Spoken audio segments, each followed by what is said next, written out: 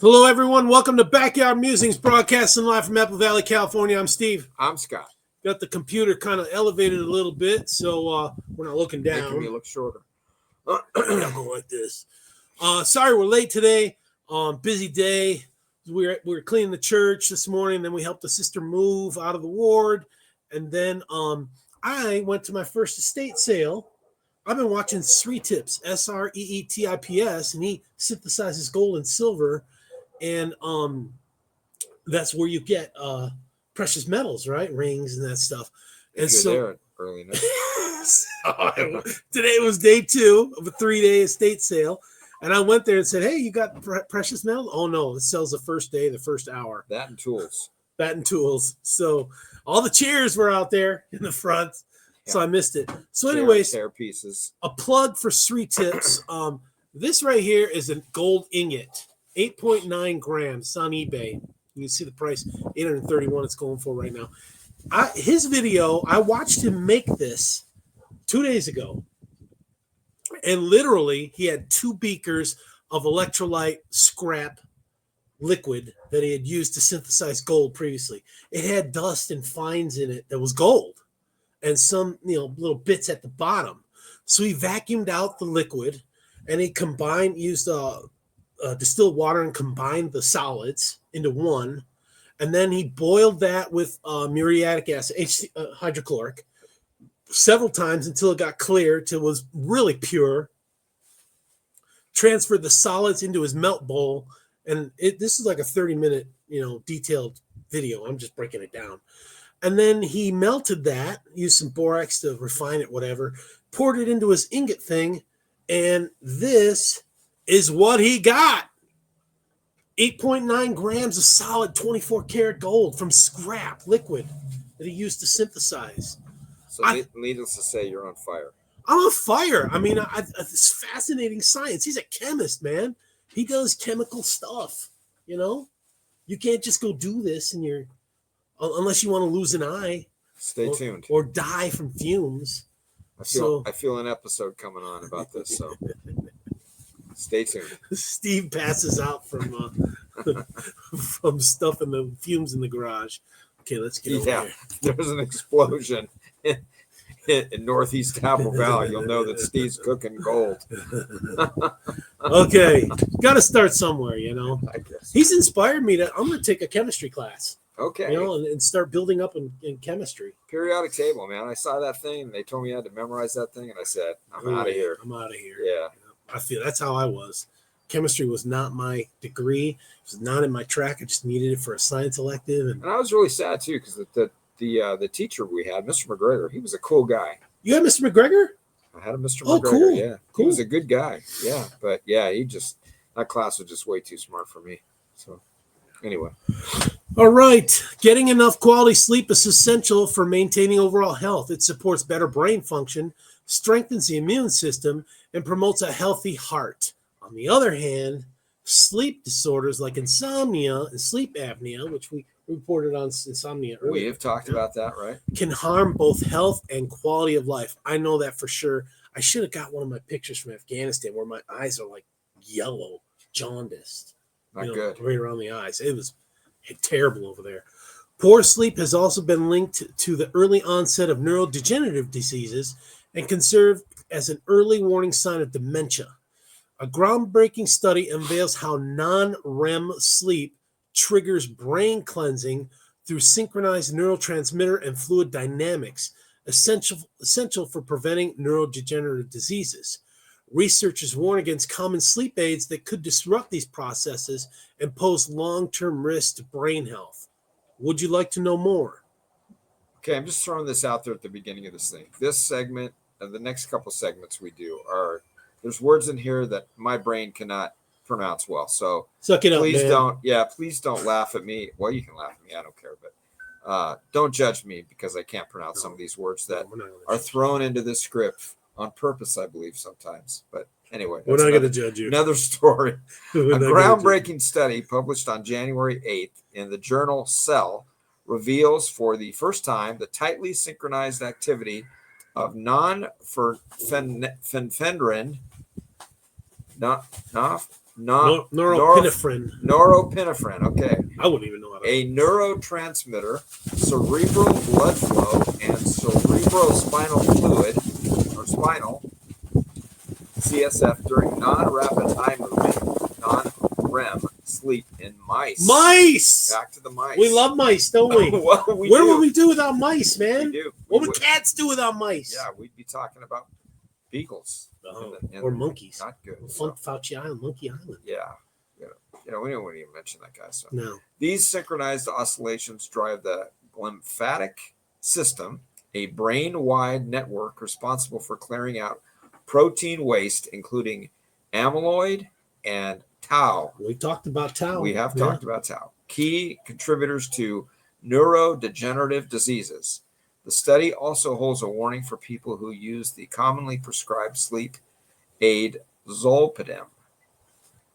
The drug suppressed the lymphatic system, potentially setting the stage for neurological disorders like Alzheimer's, which is, we've talked about that, not good, which are the result of the toxic accumulation of proteins in the brain. So going back to Zolpidem. So I used to take Zolpidem. For the VA prescribed it to me to help me sleep. I'm telling you, Why would they do that? To help me get into sleep. Yeah, but it's that kind of, one of the things that we need to control is big pharma.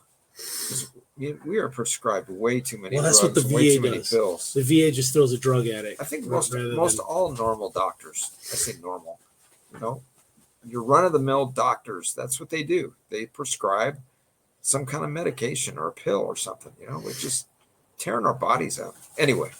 So you want a new drug? Is that what you're saying? I don't want any drugs. Oh, okay. Really. Like we were talking One about that won't earlier. make you I don't want sleep at night? Yeah, no drugs. Try to do it.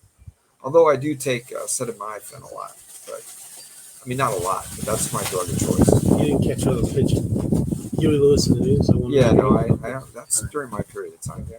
80s, right? Yeah, so that's what caught my attention, the Zolpidem. And I've gone off from Zolpidem. And again, I'm going to extol the Philip Stein sleep aid. Last night had a great night of sleep. The last week, I'm not a spokesperson for this company, but it's been like half the time I won't take my melatonin or trazodone or Benadryl. I won't take it for the last week or 10 days. And I've had some deep sleeps. The kind, what used to happen, I get up and go pee. I go pee and then have some orange juice. I have some water. Now, for the last week, I've come out of sleep disoriented, stumbling to the bathroom to go pee, get it done, and stumble back to the bed and just boom, knocked out of sleep. Twice a night. And it's this. All I can say is it's this device right here. It does the natural frequency. I just wear it on my wrist. Kind of pricey, but yeah, it is kind of pricey. And I think there are some lower priced ones out on the market, but maybe not. Did you check into it?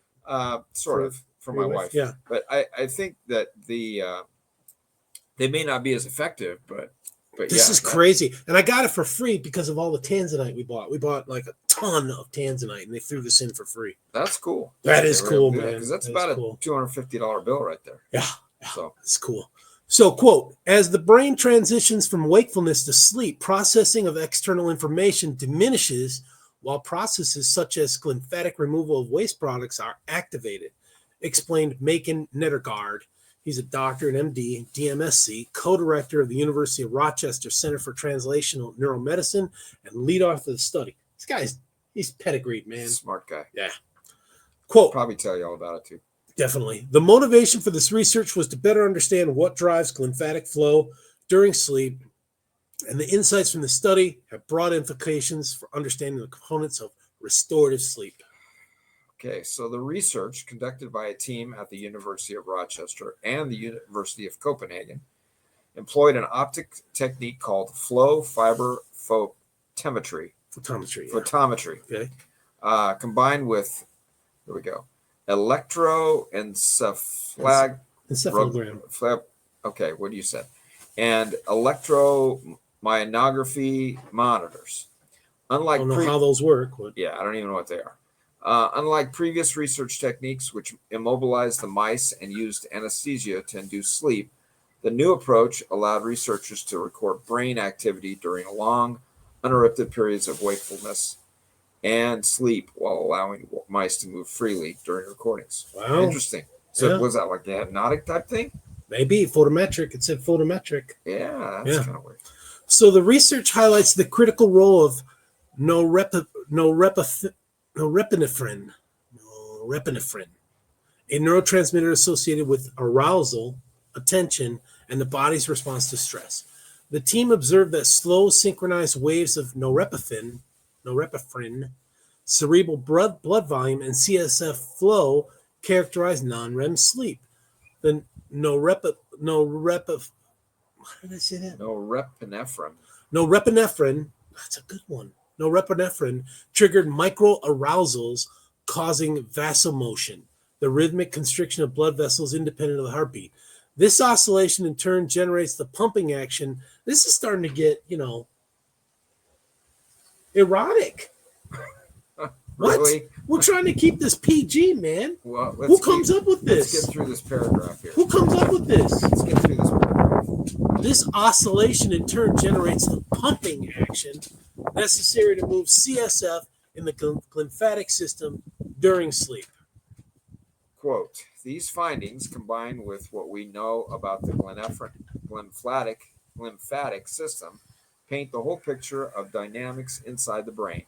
And these slow waves, microarousals, and the norepinephrine,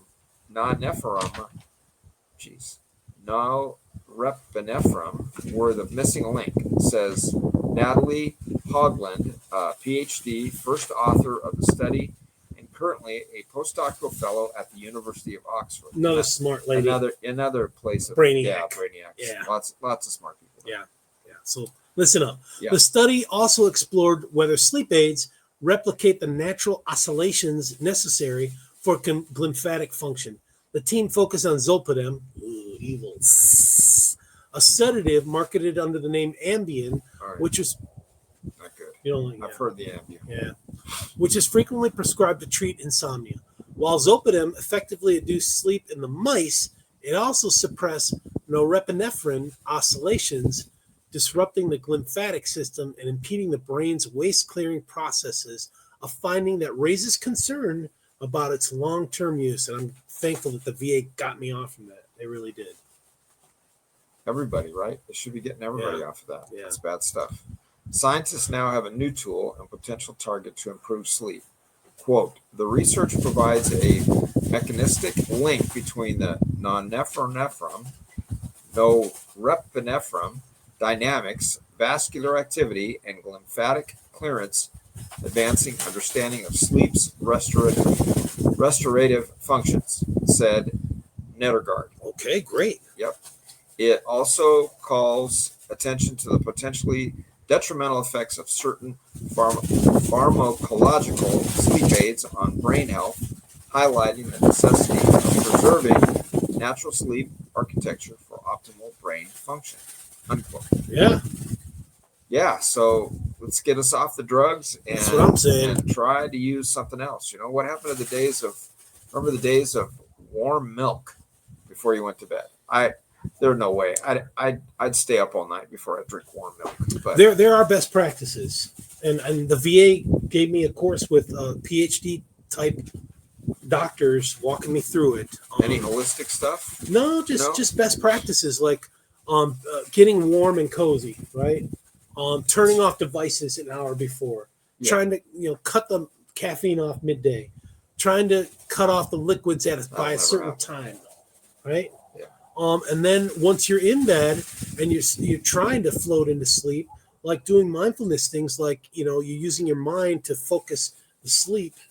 Like they told me, like one time they walked me through an exercise where you're looking at yourself in the bed, and then you zoom out and you're seeing the house, and then you zoom out, you're seeing the city, and then you come way up into the atmosphere, right? And then you come back down. They told me pick a place. So I picked the Colosseum in Italy, and I came down into the Colosseum, and I pictured myself laying down in the Colosseum. So that's one. I mean, there's best practices for this, stuff.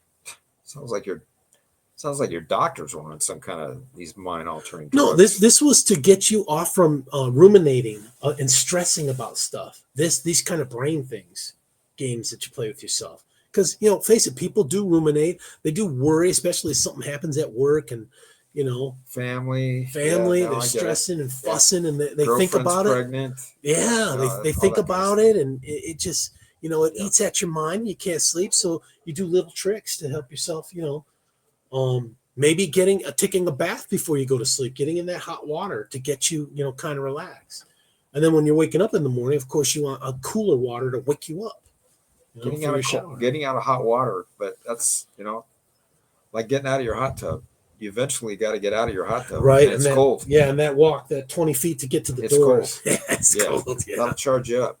So, all right, folks, thanks for joining us. We hope you enjoy your Sabbath. Yep, and thanks for sticking with us through the not being able to pronounce the words. It's science, right? A lot of big words. Yeah, and that was not my big deal in school. So, all right, we'll talk to you later. Pronouncing or science. Sorry. Anyway, take care, everyone. Thanks.